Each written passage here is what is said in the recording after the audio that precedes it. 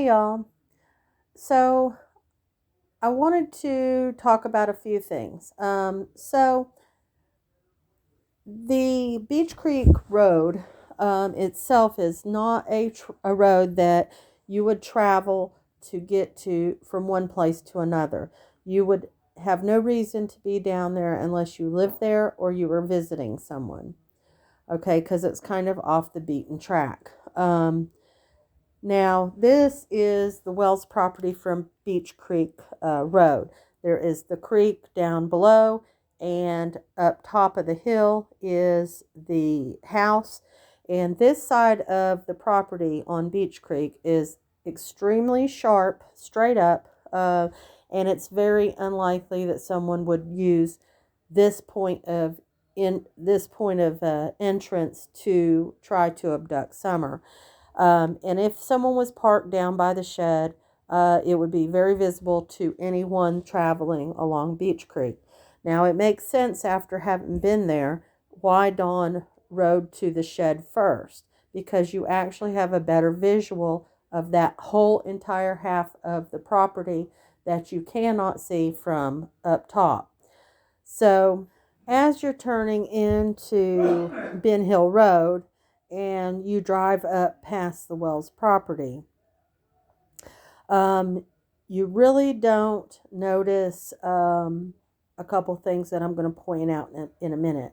You do see the creek and you do see a hill, and this is actually after I turned around coming back down Ben Hill Road looking up at their property. Now what I'm going to point out is something that caught my attention as I was driving by, but in looking at the video again, I'm seeing it from a little bit of a different perspective. Now, once you pass the driveway to your left, you will start to see, well, this is actually coming into Ben Hill Road.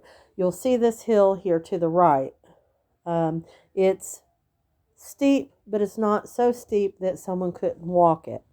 All right. Now, I'm going to show you coming back down Ben Hill Road. Now, that's the hill I was just talking about. That can be walked. You see here by this tree, there is a space here and this is the dog trail right here. You can see where the dogs go up and down. This space here actually could have a car sitting there. And that's actually on their property before you get to the driveway. Now, the problem with this theory is that it's right off of Ben Hill Road and it's very narrow. And this is actually up in the hollow. And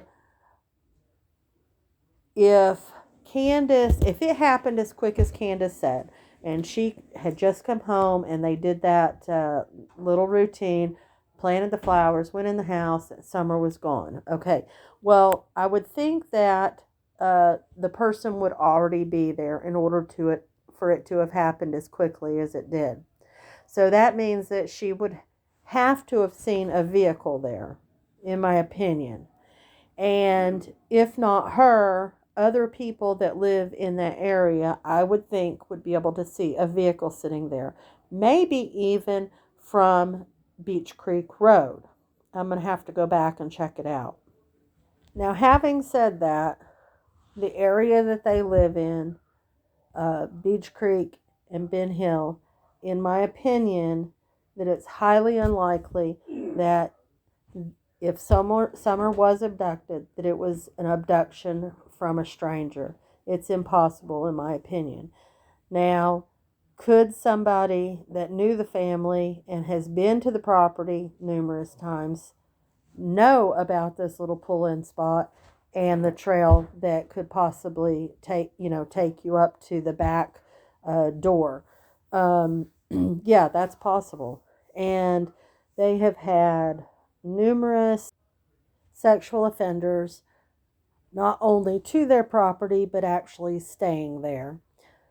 So, if that is the way that it happened, according to Dawn and Candace, then I feel like it is somebody that is very familiar with their property.